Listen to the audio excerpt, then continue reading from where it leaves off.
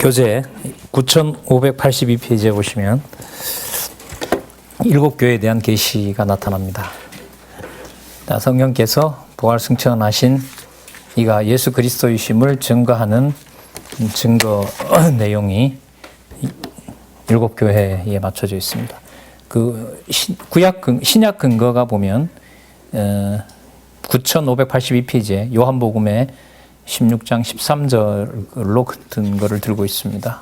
자, 아까 말씀드렸지만 마태, 마가, 누가, 요한의 근거를 가지고 다른 부분도 그렇지만 요한계시록도 봐야 된다는 것은 너무 중요합니다. 나중에 이제 크게 틀을 짜시고 마태, 마가, 누가, 요한이 끝난 다음에 강론을 이렇게 쭉 해 가시면서 특강 정도로 마태, 마가, 누가, 요한을 딱 보고 요한계시록에 딱 가셔서 승리를 하셔도 예수 그리스도께서 말씀하신 것들이 어떻게 정확하게 이루어지고 있고 이게 장차 올 나라에 맞춰지는지를 알 수가 있습니다. 마태, 마가, 누가, 요한 그 순서대로 직임, 신분, 사역, 본성 이렇게. 자, 에베소서 한번 볼까요? 에베소 교회 9584에 보면 교회 사자에게 잘한 행동을 얘기를 하죠. 2장 1절에 보시면 끝부분에 일곱 뼈를 붙잡고 일곱 금촉대 사이에 다니신 이가 가라사대. 아까 1장 16절에서 나왔죠. 자, 그분께서 교회를 이제 판단하십니다. 평가하시는 거죠.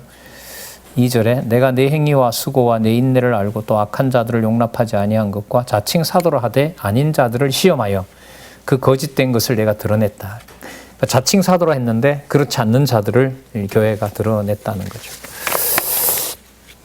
여러분, 이게 에베소 교회에 대한 이상이죠. 그죠? 그 교회, 고린도 교회처럼 거기서 어떤 소식을 듣고 그 내용을 지금 말하는 게 아니고 어디에 있는 이상 중에 있는 이상 중에 보여주시는 거잖아요. 그리스도가 누구에게요? 사도 요한에게 그 교회의 평가를 이렇게 한단 말이죠. 예, 그곳에 가 있지도 않는데 아시아 일곱 교회에 대해서 내가 관리자다라는 사실을 여기서 평가를 하고 있는 거죠. 그러니까 이것도 좀 들어가서 보면은요, 교회 관리를 운영을 내가 할 수 없다는 거예요. 내가 안 해도 된다는 거죠. 어떻게 보면 누가 하고 계시니까. 그렇죠. 주 예수 그리스도께서 하나님 아버지와 주 예수 그리스도께서 하고 계시는 거라는 것을 여기서 알 수가 있죠. 그러니까 맡겨진 바가 뭐냐, 우리에게 뭘 맡겨주셨느냐, 주신 은사가 뭐냐, 그걸 각자 자기 자리에서 누구의 터치받지 않고 누구에게도 간섭하지 않고 진리의 말씀에 모든 걸 우리가 진력하게 되느냐, 그 자유로움을 우리가 누리면서 하나님 여호와 살아계신 것을 배워나가도록 하시는 것 같아요. 자, 처음 사랑 버렸음을 책망하며 촛대를 옮길 것을 얘기를 합니다. 그러니까 촛대를 옮긴다라고 하는 것이 뭐 택했다가 버려버리겠다 이런 말씀은 아니고요. 예를 들면 당시에 사건이 뭐가 있었죠?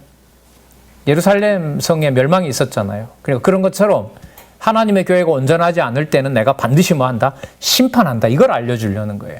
근데 그렇지 않으면 이걸 읽고 어떻게 될까요? 이렇게 해서는 안 됩니다. 그러니까 에베소 교회처럼 이렇게 하는 건 맞지만 에베소 교회처럼 이렇게 하시는 건 아닙니다라고 하는 설교로 넘어간다는 거죠. 이게 아니에요, 이게. 그게 아니에요. 예수 그리스도께서 교회에 머리 되시고 그리스도의 능력의 영광을 드러내시고 각자에게 진리투쟁을 하게 하시고 각자에게 준 소임이 있고 망할 것은 망하게 하고 드러낼 건 드러내고 적그리스도도 드러내고 적그리스도가 와서 무릎 꿇게도 하고 그 모든 게 이제 일곱 교회에 다 나타나는 거죠. 그리스도의 사역이. 그러니까 우리가 진리를 진리대로 전하게 되면 이 나머지 모든 일들을 섭리하신 것처럼 그 교회에서 이 일을 드러내시고 계신 거죠. 우리의 어떻게 보면 공부한 목사님들과 이제 저의 관심과 초점은 무슨 일이 있을 때 그 사람이나 환경에 빠지지 않고 아, 하나님 살아계시구나. 진짜 예수 그리스도만 교회의 머리 되시는 거구나. 이 증거를 성경을 통해서 우리가 확인하는 거겠죠. 자, 2장 6절에서부터 7절 교회 사자가 니골라당의 행위를 미워하는 것을 칭찬합니다. 니골라당 뒤에도 나오지만은요, 여기 보면 발람과 관련된 거라고 하시죠. 이익을 취하는 교회를 자기 이익의 수단으로 삼는 그런 무리라고도 할 수가 있겠죠. 히브리어로 발람이 헬라어로 이게 니골라죠. 김 목사님 맞죠? 이게 번역을 하면 제가 알기로 발람을 히브리어로 헬라어로 번역하면 이게 니골라 아니에요? 예, 그래요. 제가 알기로는 그렇게 알고 있거든요. 그러니까 그 발람이 했던 게 뭐냐면 돈을 받고 택한 백성을 뭐 한가 저주하는 거죠. 그러니까 하나님의 백성을 자기가 이제 발락의 요청에 따라서 저주하려고 하는 거거든요. 그러니까 하나님의 교회를 자기 어떤 이권 속에다 넣어버리는 거죠. 그걸 지금 에베소 교회에 있는 자들, 그런 자들에 대해서 잘 쳐냈다라고 얘기를 하고 있는 겁니다. 그러니까 투쟁을 잘하고 있고 그렇게 하는 것이 맞다라고 얘기를 하는 거죠. 자, 2장 7절에 보시면 9588에 보시면 귀 있는 자는 성령이 교회들에게 하시는 말씀을 들을지어다. 이기는 그에게는 내가 하나님의 낙원에 있는 내가 아는 예수 그리스도를 말하는 거고요. 내가 낙원에 있는 생명나무의 과실을 주워 먹게 하리라. 자, 창세기 22장에 가면 나오죠. 창세기 2장 9절에 나왔던 거고요. 이제 감추었던 것들을 나중에 주시겠다고 얘기를 하십니다. 그리고 환난과 궁핍 속에 있는 서머나 교회를 얘기를 합니다. 아까 그 에베소 교회 같은 경우에는 진리를 잘 분별한 니골라당을 쳐냈던 것에 대해서 칭찬하면서 서머나 교회 같은 경우에는 환난과 궁핍 가운데 있다고 얘기를 하고 있습니다. 이것도요 7가지라기보다 이게 전부 그리스도의 그 통치를 받는 교회이기 때문에 여러 번 반복하시면서 하나로 좀 보실 게 필요해요. 이게 어쨌든 뭐 첫 번째 교회 다음에 두 번째 교회가 결국 그리스도께서 통치하시는 거기 때문에 진리를 분별하게 하는데 어디에다가 놓고 해요? 서머나로 오면 환난과 고난 속에다 넣어요. 그게 진리를 갈라내는 하나님의 아주 중요한 섭리죠. 8절 볼까요? 서머나 교회 사자에게 편지하기를 처음이요 나중이요 죽었다가 살아나시니 이 수식어로 보면 이미 서머나 교회에서 얘기하려고 하는 게 여기 나타나죠. 영원하신 하나님이시고 죽었다가 살아났다고 하니까요. 이게 고난과 환난을 이미 여기서 얘기를 하고 있는 거죠. 자, 9절 하반절에 보면 자칭 유대인이라 하는 자들의 회방도 안 오니 실상은 유대인이 아니요. 뭐라고 얘기합니까? 예, 이 사단의 회라. 사단의 회라는 거죠. 사단의 모임이라는 거잖아요.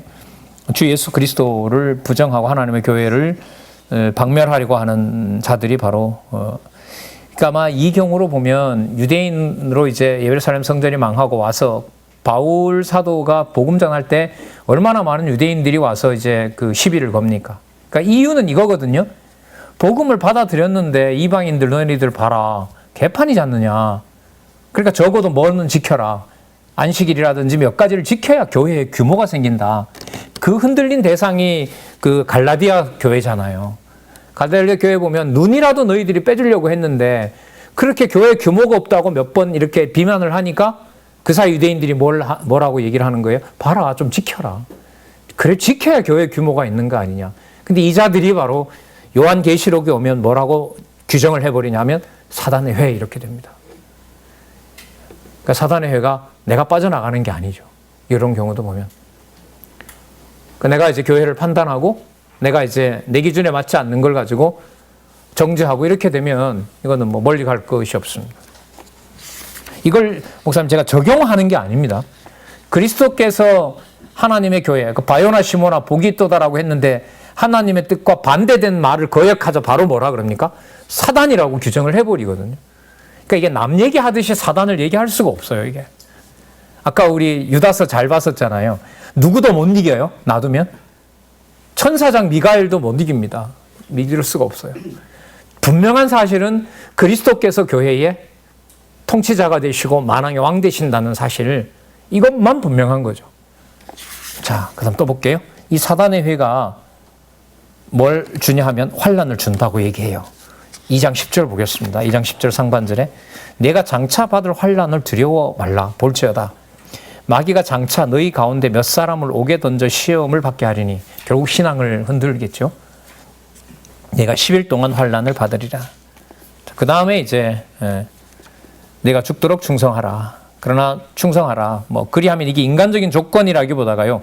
왜냐하면 정도로 이해를 해도 될 것 같아요.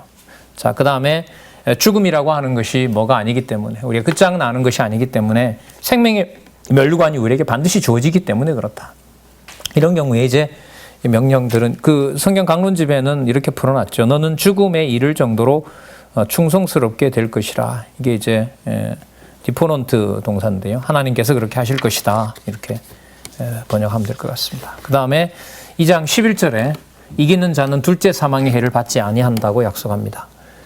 자, 2장 11절에 보시면 귀 있는 자는 성령이 교회들에게 하시는 말씀을 들을지어다. 여기 성령이 교회들에게 하시는 말씀, 이게 반복 구문이거든요. 요한계시록에. 이것도 한번 체크해 놓으시기 바랍니다.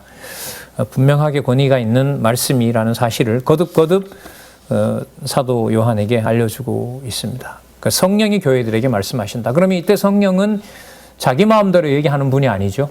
그죠? 성령은 아버지와 예수님께서 말씀하신 것처럼 내가 아버지로부터 보낼 성령이라고 하셨으니까 이 성령의 말씀을 우리가 기록된 말씀으로 완성되는 것을 요한계시록 22장에 가면 나오죠. 더하거나 뺄 수가 없습니다. 이게 성경 권위라고 할 수가 있겠죠. 자, 그럼 환란 속에 있는 이 서버나 교회하고 관련을 그 다음하고 좀 연결을 시켜보면 그 다음에 무슨 교회죠? 버가모가 나오죠. 버가모 교회 같은 경우에는 미리 말씀을 드리면 이럴 것 같아요.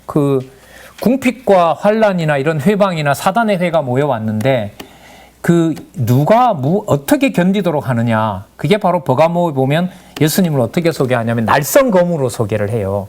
한번 볼까요? 2장 12절 한번 같이 읽어보시겠습니다. 시작. 버가모 교회의 사자에게 편지하기를 좌우에 날성검을 가진 네가 가라사대. 그럼 여러분 아까 서머나 교회하고 대조를 한번 시켜볼게요. 서머나 교회 같은 경우에는 현상적으로는 뭘 당하게 하죠? 사단의 회로부터 고난과 고통을 당하잖아요. 근데 지금 이 버가모 교회에 오면 그러나 그게 염려할 바가 아니다. 내가 뭘 가지고 있다? 좌우에 날성검을 가지고 있다. 요한 에베소서 6장도 기억나실 거예요. 좌우에 날성검, 곧 뭘 가지라? 하나님의 말씀, 성령의 검 가지라. 이렇게 나오기 때문에 이렇게 연결이 됩니다. 그럼 이걸 가지고 아까 얘기했던 뭘 쳐내느냐? 2장 14절에 보시면 발람의 교훈을 잘라내는 거죠. 쳐내는 겁니다. 그럼 이게 좌우의 날성검이라는 게 뭘 말하는 걸까요? 무슨 능력? 말씀의 능력인 거죠. 그럼 이 세 가지를 아까 한번 붙여보면 아까 에베소 교회 같은 경우에는 거짓 것들을 쳐냈다라고 얘기를 하고요. 그 다음에 생명나무를 준다고 약속을 하고 있고, 그런데 어느 상황으로 그걸 넣어요? 서머나 교회 같으면 고통과 환란 속에다 넣죠. 근데 들어가서 패배해요? 못해요? 못하죠. 안 하죠. 뭐가 있으니까? 좌우에 날성검이 있으니까. 이렇게 연결을 시켜서 정리를 하는 게 필요하지 않나 저는 이렇게 생각을 합니다. 주체는 바로 누구시고 부활 승천하신 그리스도라는 사실이고요. 자, 이 부분 한번 읽어볼까요? 14절. 그러나 내게 두어 가지 책망할 것이 있나니 거기 내게 발람의 교훈을 지키는 자들이 있도다. 발람이 발락을 가르쳐 이스라엘 앞에 올무를 놓아 우상의 제물을 먹게 하였고 또 뭐 하겠다? 행음하게 하였다. 이게 이제 민수기에 가면 나오죠. 25장과 31절에 가면 나오는데 발락의 요청도 들었을 뿐만 아니라 이스라엘 백성들에게 음행하도록 아주 유혹도 하잖아요. 그런 자들이 어디에 와 있다? 교회 안에 들어와 있다는 거죠. 그게 아까 2장 9절에 보면 그달을 뭐라 부르냐면 사단의 회라고 부르는 거예요. 사단의 모임이라고 얘기를 하는 겁니다. 그러니까요, 저 그리스도가 어떤 다른 모양을 이렇게 온 게 아니에요. 유다서 기준으로 보면 가장 뭘 하는 것 같고, 진리 안에 있는 것 같고, 골로새서로 본다면 천사의 옷을 입고 있고, 아주 사람들에게 호응을 많이 받고 있고, 그러나 어디에서 떠난? 진리에서 떠난 자들이고, 아까 유다서에 보면 누가 없는 자들이다? 성령이 없는 자들이. 이걸 그리스도가 관리하지 않으면 그걸 누가 관리하겠냐고요. 이건 불가능한 겁니다. 자, 그래서 이 니골라당 같은 경우에는 율법 폐기론자들이기도 하고 영혼만 선하다고 하는 자들이고, 그러니까 율법 폐기론으로 가면 뭐가 정당화되냐면 과거에 섬기던 우상을 섬기면서 행음해도 뭐가 안 돼요? 죄가 안 돼요. 왜? 은혜로 아까 뭘 받았으니까 구원을 받은 거이기 때문에. 이게 이제 이 영지주의자들이고요. 그 다음에 반대로 막 나가니까 저건 아니다 싶어서 율법을 따르면서 육체를 제어하려는 자들이기도 하고요. 그러니까 이제 이렇게 되든 저렇게 되든 하나님의 말씀을 자기 육체의 기회로 삼는 거죠. 이걸 여러분 특정한 누군가가 누구에게 당신 뭐 하지 말라라고 할 수가 없는 거잖아요. 이미 하나님께서 그렇게 우리가 판단하기 전에 하나님의 교회는 그리스도의 이런 진노 아래에 있게 되는 거고요. 한국 교회 뭐 말 많이 들으셨지만은 이제 만모니즘이라는 이 어마어마한 우상 속에다가 넣고 시련을 주고 계시고 또 저희와 같이 이렇게 또 진리 열심히 배워서 또 진리의 말씀 전하게 하고 이런 일이 지금 일어나고 있는 거죠. 자, 그러니까 그 발람의 올무라는 건 결국 백성을 묶어서 다 자기 먹잇감으로 삼는 거죠. 그 이자들에 대해서 이런 행동에 대해서 회개하라고 얘기를 합니다. 아니면 이건 내가 결코 둘 수가 없다는 거죠. 16절에 가면 그렇지 아니하면 내가 내게 속히 임하여 내 입의 검으로 그들과 싸우리라. 즉 니골라당의 교훈은 반드시 버려야 될 대상이다라는 거죠. 이게 여러분들 지난번에서 얘기하는 뭐하고 이게 세속주의와 직결되는 거예요. 그래서 아까도 말씀드렸죠. 그리스도가 유일한 머리다라는 거 부정하는 유대주의나 그 다음에 교회와 하나님의 성도를 이용하는 무슨 주의? 세속주의나 또 적그리스도나 이게 분리되는 게 아닙니다. 그러니까 투쟁 모드에 오면 이게 참 답답해지는데요. 인간적으로 뭐냐면 교회 투쟁에 오게 되면 배워서 날 보고 뭔가 이렇게 하라고 하면 참 좋은데 인간적으로 그런 여지가 아니라 점점 뭐예요? 내가 절대로 싸워 못 이긴다라고 얘기를 하세요. 아까 그러니까 천사장 미가엘 같은 경우도 뭐 하지 못했다는 거예요. 하나님 그 사단을 쳐주셔야 된다는 기도밖에 못했다는 거예요. 이게 저는 이런 부분들이 힘들고 답답하게 다가오더라고요. 근데 보면 그게 누가 투쟁하게 하신다는 것을 증거하는 거죠. 주 예수 그리스도가 투쟁하게 하신다는 걸 확증하는 거죠. 그러니까 욥처럼 어떻게 해놓고 바닥을 기게 하고 그게 패배가 아니라 성령의 날성검으로 하나님 살아계신 걸 증명한다. 이게 글쎄 세상의 논리로 보면 반전 논리라 그러지만 역전되는 경우지만 그와 비교가 되지 않는 거죠. 자, 그리고 귀 있는 자는 성령이 교회들에게 하시는 말씀을 들을지어다. 또 2장 17절에 나오고요. 2장 17절 중간에 내가 감추었던 만나를 주고 아까 생명나무라 그랬죠.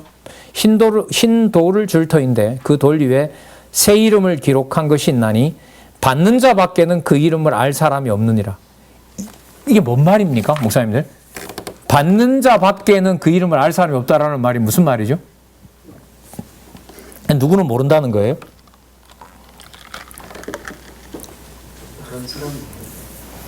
그러니까 받는 나는 아는데 다른 사람들이 저 사람이 그걸 받았는지 못 받았는지를 모른다는 거예요. 이게 뭐예요? 이게 교회인 거예요. 그러면 흰돌을 받을 자와 생명나무를 받을 자라는 것을 우리가 함부로 말을 할 수가 있어요? 없어요? 절대로 없어요. 이걸로 보면. 그러니까 자기 일만 신경 쓰면 되죠. 그러니까 정확하게 말씀드리면 자기 일을 내가 신경 쓰는 것이 아니라 하나님께서 은사로 주신 것을 말씀을 통하여 보존하도록 하신다. 이것만 분명한 거예요. 그러니까 내가 뭘 받았는지 내 스스로가 모르는 게 아니라 여기 보면 하나님께서 받은 바가 뭔지를 비밀스럽게 자기가 안다는 거죠. 그러니까 누구로 평가로부터 자유로워요? 받았느니 못 받느니라고 하는 타인의 평가로부터 뭐한 거예요? 자유로운 거죠. 그 남들이 볼 때는 어떤 평가가 갈까요? 야, 그 주제에 무슨 생명나무를 받았느냐, 생명과를 받았느냐 이럴 거 아니에요. 그러니까 아마 이 표현으로 나오는 거 보면 지금 이 교회 있죠? 이거 지금 무슨 교회죠? 이거 버가모 교회. 버가모 교회 아마 누구는 받았다 못 받았다 아마 이게 드러났다는 것 같아요. 근데 뭐라고 하시냐면 내가 관리하는 거니까 흰돌 줘도 내가 주니까 받는 사람은 안다. 그러니까 누가 받았느냐 못 받았느냐 그걸 가지고 시시비비하지 말라는 거죠. 참, 이 묘한 내용들이 많습니다. 그 다음에 여러분 두아디아 교회잖아요. 두아디아 교회로 가면 이 모든 걸 내가 알아서 다 심판한다 이렇게 맞춰져 있습니다. 2장 18절에 소개를 이렇게 하고 있죠. 두아디라 교회의 사자에게 편지하기를 그 눈이 불꽃 같고 그 발이 빛난 주석과 같은 누구라 그래요? 하나님의 아들이라고 표현을 합니다. 눈이 항상 지킨다는 거잖아요. 불꽃 같다라는 말은.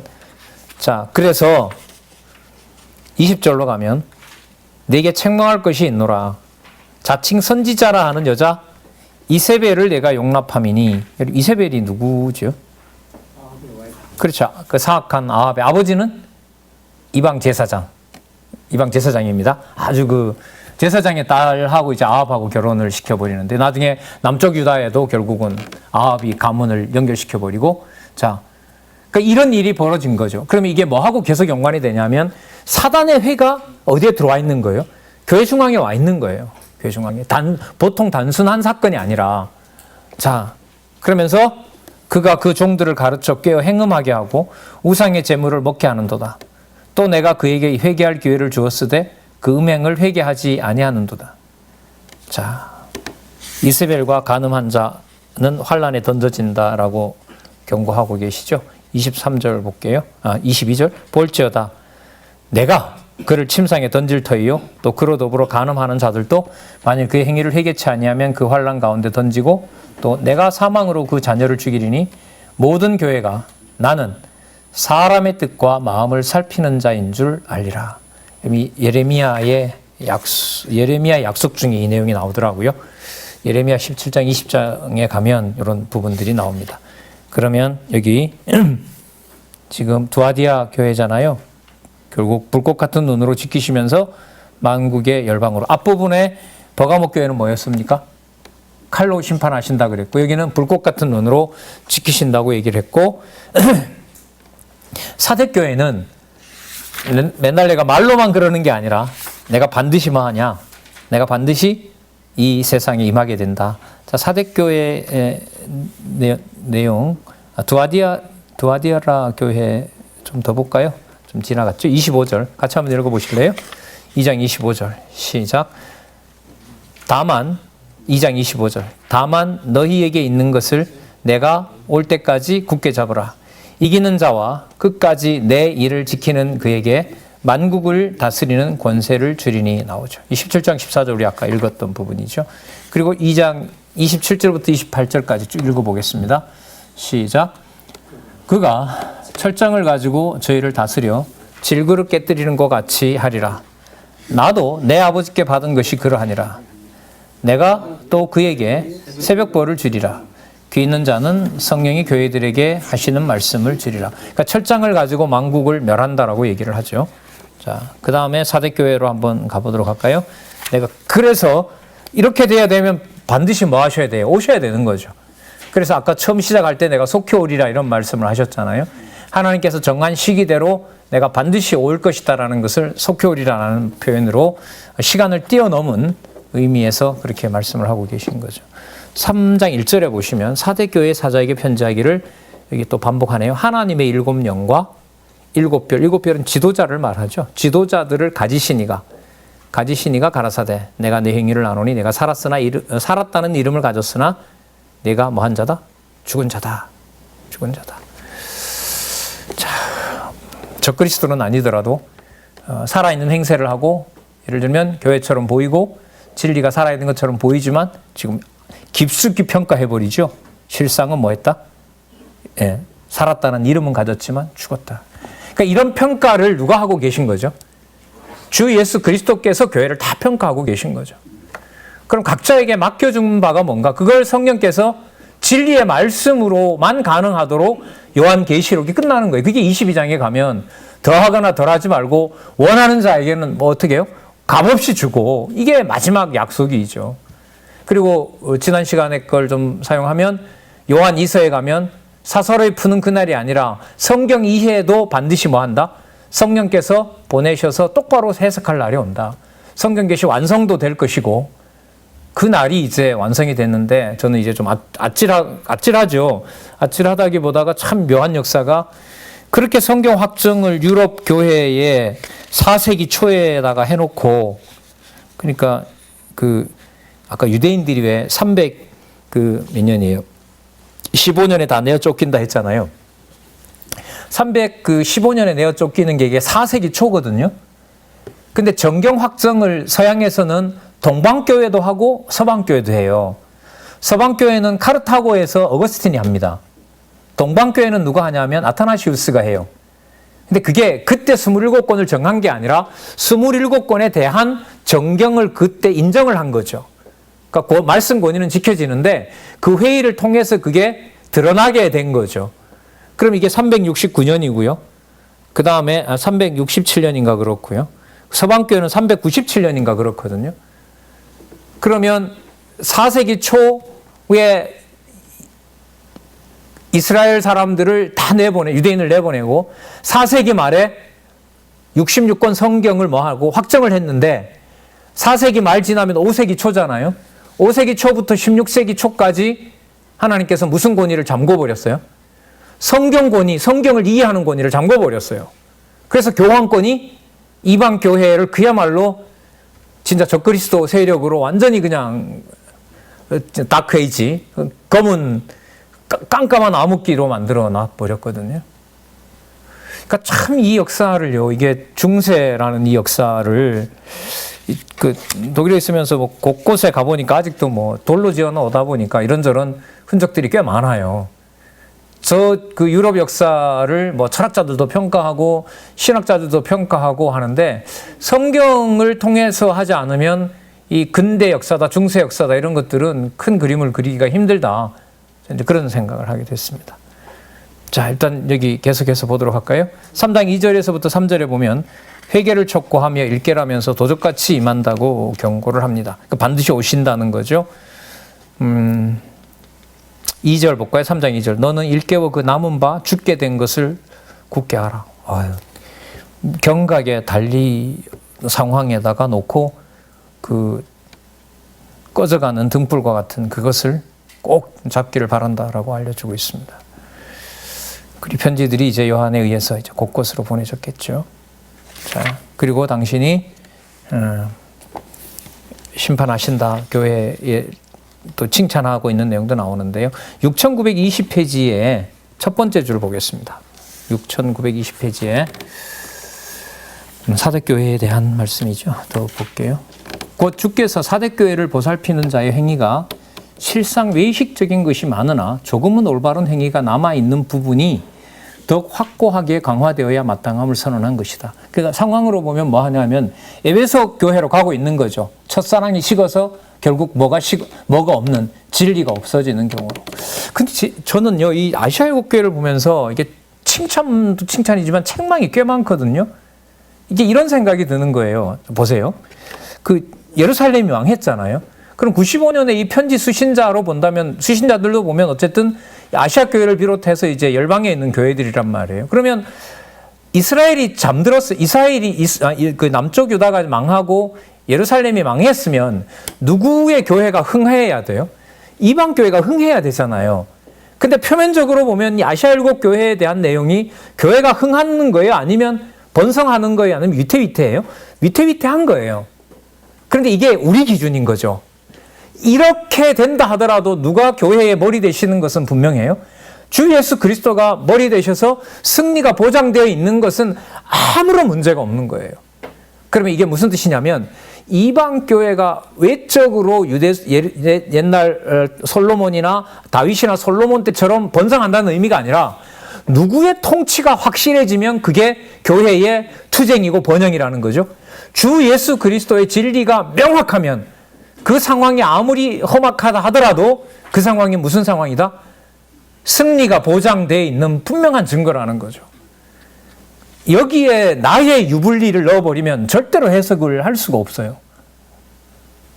그래서 아시아 일곱 교회에 대한 칭찬과 책망과 앞으로 어떻게 할 것이라고 하는 예언은 예수 그리스도께서 교회의 머리 되신다는 사실을 확증하는 것이 승리의 가장 중요한 토대가 된다. 그런 방향으로 성령께서 섭리를 해가신다. 그러면서 이제 그럼 중세는 뭐지? 중세를 이틀에다 놓고 이해를 해야 되나? 1000년이라는 로마 제국의 그야말로 과거의 거짓 이제 음녀나 짐승과 같은 종교나 거짓 권력 속에다가 하나님께서 넣어버리는 거 아니에요? 여러분 역사에 보면 카노사의 굴욕 뭐 이런 거 들어보셨죠? 그러니까 누구 밑에 누가 무릎을 꿇는 거죠?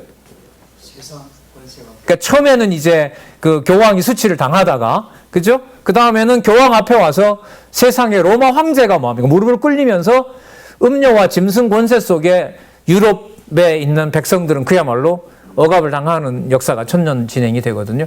자, 그럼 여기서 평가를 나중에 만약에 저희들이 중세 역사를 썼어요. 평가를 내릴 때 잘 보세요. 이걸 지금 이 아시아 교회가 고난 속에서 승리가 보장된다는 이 틀에서 봤을 때 중세를 단지 뭐다? 암흑기다라고 결론을 내면 많이 섭섭하겠죠. 누가 주어가 된 상태로 의미를 부여해야 될까요? 주 예수 그리스도께서 암흑기에 당신이 뭐가 되신다? 당신께서 만왕의 왕 만주가 주가 되신다라는 걸로 교회사의 결론을 내리지 않으면 암흑시대로 끝났다. 이것 가지고는 주 예수 그리스도가 주관하시는 세계 역사로는 설명하기가 힘들어요. 그럼 이 틀이 여기서만 끝나는 게 아니죠. 목사님들 아시는 것처럼 종교개혁 다음에 뭐 30년 전쟁, 무슨 10년 전쟁 또 뭐죠? 뭐 100년 전쟁, 장미전쟁, 1차 세계대전, 2차 세계대전, 한국전쟁, 전부 전쟁판이에요, 전쟁판. 그것과 누가 만왕의 왕 만주가 되시는 거, 주 예수 그리스도가 만왕과 만주의 주가 되시는 이 역사관, 언약과 성취섭리사 속에서 여호와 하나님의 계시로 근대, 중세, 근대, 현대 역사를 설명을 할 수 있는 틀이 전 단초를 어디서 보냐 하면 이 지금 여러분들 보고 계신 바로 아시아 일곱 교회인 거예요. 표면적으로 보면 이 교회 흥해야 돼요. 왜? 누구의 시대니까? 누구의 시대니까? 이방인의 시대잖아요. 근데 아니잖아요. 그럼 아니라면 그리스도가 뭐예요? 패배하고 있는 건가요? 그것도 아니지 않습니까? 당신이 교회를 불꽃 같은 눈으로, 검으로 장차 오시기 위해서 지고 계신다는 게 되죠. 그럼 제가 이렇게 지금 말씀 목사님들한테 강조하는 것은 뭐냐면 이렇게 하시는 분이 도대체 어떤 분이냐라는 질문이 나올 거 아니에요? 어떤 분이냐 하면요. 4장에서부터 7장입니다. 일반 역사까지 좀 해서 좀 강조를 드렸는데 그럼 도대체 그분이 누구냐고 지금부터 보여줄게. 그게 바로 계시록 4장에서부터 7장까지 주의 영광과 뭐예요? 권세. 자, 그럼 이제 앞으로 이때 연결시키고요. 남아있는 교회 몇 군데 더 보도록 하겠습니다. 자, 3장에 보면 4대 교회 나오죠. 4대 교회. 4대 교회 보시면 여기는 흰옷을 입고 자, 3장 4절 볼게요. 그러나 4대에 그 옷을 더럽히지 아니한 자 몇 명이 내게 있어 흰옷을 입고 나와 함께 다니리니 그들은 합당한 자인 영혼이라. 3장 5절 흰옷을 입을 것이요 내가 그 이름을 어디에서 생명책에서 반드시 흐리지 아니하고 그 이름을 내 아버지 앞과 천사들 앞에서 시인하리라. 또 나오죠. 귀 있는 자는 성령이 교회들에게 하시는 말씀을 들을지어다. 예수님도 이런 표현 쓰시죠. 그죠? 귀 있는 자는 들을지어다. 그렇게 얘기하시고 또 듣지 못할 자에게는 어떻게 말하면서 시작하죠? 화 있을 진저 이러면서 시작하죠. 예수님 표현을 보면 자, 그럼 빌라델피아는 나머지 6교회하고 달리요. 필라델피아의 특징은 책망이 없어요. 미국의 주가 뭐가 있죠? 필라델피아 있죠. 아마 이걸 쓴 것 같아요. 이걸 가져가서 청교도들이 쓴 것 같은데 자, 한번 볼게요. 3장 7절 한번 볼까요? 필라델피아 교회의 사자에게 편지하기를 거룩하고 진실한 다윗의 열쇠를 가지니 자, 다윗의 열쇠를 가지니 곧 열면 닫을 사람이 없고 닫으면 열 사람이 없는 그이가 가라사대. 이거 베드로를 통해서 얘기해 주신 거죠. 베드로가 열쇠 주인 아닙니다. 이러면 다윗의 열쇠 가진 이는 반드시 예수 그리스도 한 분밖에 안 계십니다. 자, 그분이 열면 열리는 거고요. 닫으면 닫는 거고요. 자, 우리가 알기에는 닫아놓고 갖고 죽이는 것 같지만 요한계시록은 뭐라 알려줘요? 그게 뭐 하는 거다? 내가 왕된 증거다. 내가 통치하는 증거다. 이것까지 알려주는 내용이 지금 계시록이죠. 자, 열쇠 소유자는 당신이 되신다는 것이고요. 자, 3장 9절에서부터 10절 사랑함을 알게 하고 시험의 때를 면하게 한다고 약속합니다. 9절 볼까요? 보라, 사단의 회, 또 나오네요. 사단의 회, 곧 자칭 유대인이라 하나 그렇지 않고 거짓말하는 자들 중에서 며칠 내게 주어 저희로 와서 네 발 앞에 절하게 하고 내가 너를 사랑하는 줄을 알게 하리라. 10절 볼까요? 내가 나의 인내의 말씀을 지켰은즉 내가 또한 너를 지키어 시험의 때를 면하게 하리니 이는 장차 온 세상에 임하여 땅에 거하는 자들을 시험할 때라. 그러니까 이상 속에 보여주는 7교회 자, 순서대로 처음 보면 처음 사랑을 버렸지만은 생명나무가 여전하다라는 사실을 에베소 교회에 얘기를 해줬고요. 그런데 서문화 교회에 가면 무슨 상황에서 그렇게 지켜나가신다? 궁핍과 환난 가운데서 지켜나가신다. 어떤 것으로 그렇게 하시느냐? 버가목에 날쌘 검을 가지고 지키신다. 자, 짧게 해볼게요. 그런데 그걸 가지고 거기에만 그러는 것이 아니라 두아디아 교회는 만국 백성을 내가 반드시 심판하러, 자, 4대로 넘어가면 반드시 임한다. 이렇게 되는 거고요. 자, 그 반드시 임하는데 빌라델피아 교회에 오면 그것도 내가 속히 너희들에게 임하게 될 것이다 라는 내용을 알려주시는 내용이 나타납니다. 3장 11절 보세요. 여기 나오잖아요. 빌라델피아 교회에 내가 속히 임하리니 내가 가진 것을 굳게 잡아 아무나 내 면류관을 빼앗지 못하게 하라. 그러니까 분명하죠. 소원이 딱 하나인 거죠. 누가 머리 되신다는 사실, 주 예수 그리스도가 교회의 머리 되신다는 사실, 이 사실을 확증해 준다고 볼 수가 있겠죠. 자, 라오디게아 교회는 책망을 받지요. 이도 아니고 저도 아니다라고 이제 책망을 받는 내용이 나타나는데, 자, 빌라델피아 교회에 대한 약속이 여기 좀 아주 농도 짙게 나와 있어요. 3장 12절부터 우리 13절까지 읽어보도록 하겠습니다. 3장 12절부터 12절만 읽어볼게요. 3장 12절 시작. 이기는 자는 내 하나님 성전에 뭐가 된다? 기둥이 되게 한다. 이게 계시록 21장에 가면 나옵니다. 그가 결코 다시 나가지 아니하리라.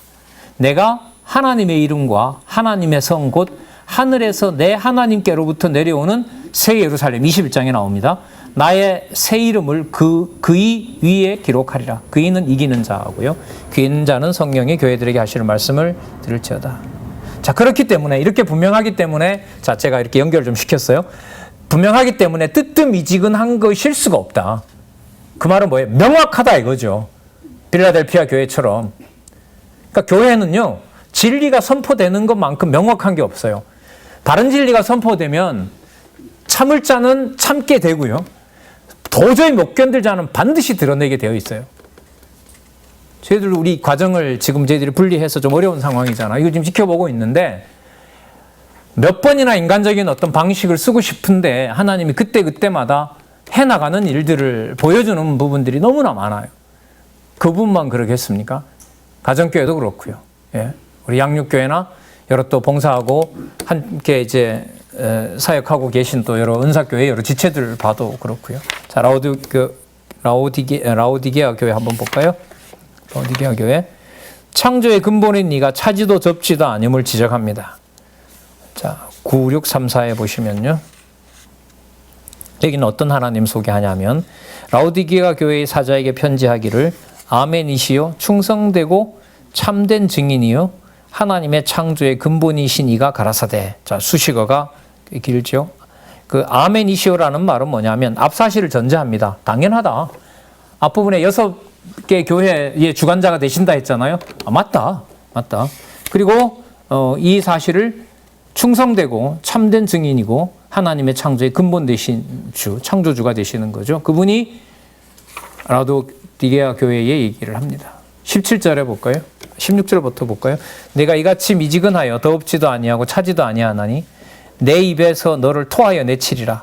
내가 말하기를 나는 부자라. 부족하여 부족한 것이 없다 하나 내 공고한 것과 가련한 것과 가난한 것과 눈먼 것과 벌거벗은 것을 알지 못하다. 아, 이 평가는 좀 무섭죠. 그러니까 뭐하다고 하는 거. 우리는 부족한 게 없어. 이게 말이 안 되는 거죠. 진짜 부족한 것은 근본적으로 하나밖에 없죠. 창조의 근본 되신 주 예수 그리스도를 모르는 거, 이거 아니면 아무것도 아닌 거죠. 그럼 반대로 말하면 모든 걸 다 잃어도 누가 근본 되신다? 창조의 근본이 되시는 주 예수 그리스도만 기억할 수 있다라면 아무런 문제가 되질 않는 겁니다. 자, 회개를 촉구하며 약속하는 내용 한번 볼까요? 18절. 내가 너를 권하노니 내게서 불로 연단한 금을 사서 부요하게 하고 흰 옷을 사서 입어 벌거벗은 수치를 보이지 않게 하고 안약을 사서 눈에 발라보게 하라. 여러분 지금 읽었던 18절 있죠? 18절에 보면 지금 여기 강론집에 찾아놨는데 베드로전서 1장 7절에 나와 있고요. 계시록 19장 8절에 나와 있고요. 저는 19절 같은 경우에는 19절은 여기서 찾아놓지 않았는데 이런 방식을 보고 제가 찾아놨는데 19절 같은 경우에는요. 히브리서 12장 6절 이게 또 관계가 돼요. 그러니까 요한계시록에 나타난 아시아 일곱 교회를 평가하는 모든 용어들이 이미 어디에 나왔다? 앞부분에 다른 성경에 다 나오는 거예요. 이게 새로 나오는 게 아니에요. 자, 19절 무릇 내가 사랑하는 자를 책망하여 징계하노니 그러므로 내가 열심을 내라 회개하라. 볼지어다 내가 문 밖에 서서 두루리로니 누구든지 내 음성을 듣고 문을 열면 내가 그에게로 들어가 그로 더불어 먹고 그는 나로 더불어 먹으리라. 여러분 이게 사귐 아니에요? 이게 코이노니아잖아요. 이게 앞부분에 나타났던 면대하기를 원한다라고 얘기를 하고 있습니다. 21절 한번 볼까요? 시작. 3장 21절 시작. 이기는 그에게는 내가 내 보좌에 함께 앉게 하여 주기를 내가 이기고 아버지 보좌 앞에 함께 앉은 것과 같게 하리라. 여러분 구분이 안 되죠? 누구와 구분이 안 돼요? 아버지와 또 아들과 또 누구? 성도가 구분이 안 돼요. 그럼 다르게 말해볼까요? 성도님들이 함께 하시는 것에 머리 되시는 분이 그리스도라면 누구의 이름도 동시에 드러나는 거죠? 보좌의 원래 주인이신 아버지 보좌가 같이 드러나는 거죠. 귀 있는 자는 성령과 교회들에게 하시는 말씀을 들을지어다. 그러면 라오디게아 교회의 그 뜨뜻미지근한 두아디아라 교회죠. 예. 라오디게아 교회 뜨뜻미지근한 얘기를 왜 하셨냐면 분명하게 하나님의 심판이 드러나게 된다는 약속을 강조하기 위한 거죠. 다시 한번 목사님 정리해 볼까요? 처음 사랑을 버렸으나 뭐 한다? 생명나무를 반드시 주시겠다. 근데 어떤 상황에서 주신다? 그렇죠. 궁핍과 회방과 환난과 고난 가운데 죽음 가운데서 준다. 무슨 능력으로 이기게 하시느냐? 좌우의 날성검으로 하나님의 교회를 돌보신다. 뿐만 아니라 두아디라 교회죠. 검으로 모든 만국 백성들을 반드시 내가 심판한다. 그렇게 하기 위해서 사독교회 내가 반드시 오게 된다. 그것도 생각하는 것보다 속히 오게 된다. 늦다고 하는 말을 하지 말라는 거죠. 내가 붙들고 있으니까 왜 없는 것처럼 늦다고 그렇게 얘기를 하느냐. 자, 그러므로 모두 교만하여 하나님의 저버린 자들에 대해서 속히 돌아오라. 바로 거기에 성도들이 진리 안에서 함께 하는 것 속에 아버지의 보좌와 그리스도의 통치가 임하기 때문에 그렇다. 그러면 일곱 교회를 묶어서 우리가 결론을 내릴 수 있는 것은 바로 1장 1절에 나타났던 주 예수 그리스도의 계시라는 말씀이 일곱 교회, 지상에 있는 모든 교회를 통치하시는 주 예수 그리스도의 살아계신 증거를 확증함과 동시에 누구와 누가 아까 구분이 안 된다 그랬습니까? 하나님 여호와와 주 예수 그리스도가 구분이 안 되므로 성도들이 면대하면서 함께하는 교회가 누구의 계시가 된다? 여호와 하나님의 계시가 된다. 그게 여러분 성전입니다. 신령한 성전이 바로 목사님들이 매주 만나는 여러분들의 성도고 자주 보는 명절 때나 보는 여러분들의 가족이고 형제들이고 거기에 요한계시록의 관점을 핵심을 가서 가지고 보면 아버지의 보좌가 거기에 있는 겁니다. 그럼 도대체 어느 정도로 영광스럽기에 질문이 남잖아요. 그리고 잠시 쉬셨다가 자 커피 많이 마시고 오세요. 많이들 좋으시니까. 자 4장에서 7장에 가서 주의 영광과 권세를 딱 보고 이제 8장에서부터 쏟아지는 심판. 오늘 한 11장, 12장까지 가지 않겠나. 반 정도 하고 다음에 반 할 거거든요.